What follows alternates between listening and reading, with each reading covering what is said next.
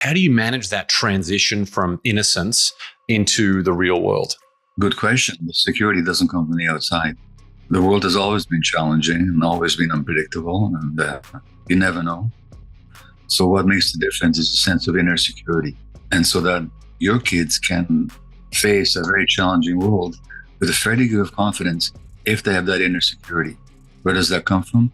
That comes from the attachment relationship with you and their parents and their grandparents and their community.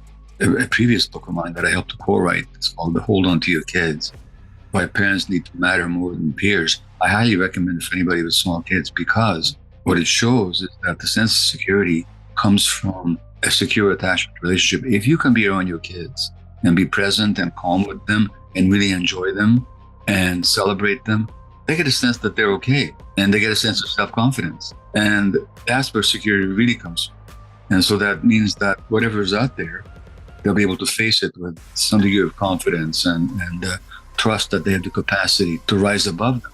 You can't protect them from the vagaries of the world, but you can certainly give them that inner armor, that inner sense of belonging and self-reliance.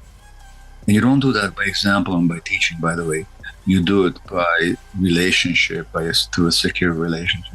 If we know that helping children get enthusiastic about doing hard things is a good thing, where does doing hard things reach into, you talk about like low levels of trauma in your book, obviously right through into very difficult levels of trauma, but where does doing hard things step over the line into something that can be traumatic for kids?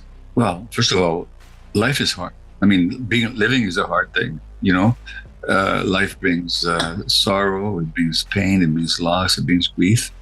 You don't have to impose hard things on kids. It's hard to tie your shoelaces when you're 2 years old. But what do you notice with your kid? At some point, they say, I want to do it myself. Well, you didn't teach them to want to do it themselves. That's nature's agenda. Nature's agenda is for each creature to gain mastery in relationship to their environment. So when you're 3 years old, tying a shoelace is, oh my God, I'm 80. I still find it hard to tie a shoelace. But for a 3-year-old, tying a shoelace is hard, but they want to do it. So doing hard things is in the nature of human beings. So that mastery, what they need is confidence. And if they have it, they'll naturally take on hard things. They'll want to. We don't have to impose it. Is that at the end of development, there should be a creature who is confident in themselves and ready to take on life's challenges. And so kids will take that on enthusiastically. It doesn't have to be imposed on them. They don't have to traumatize them.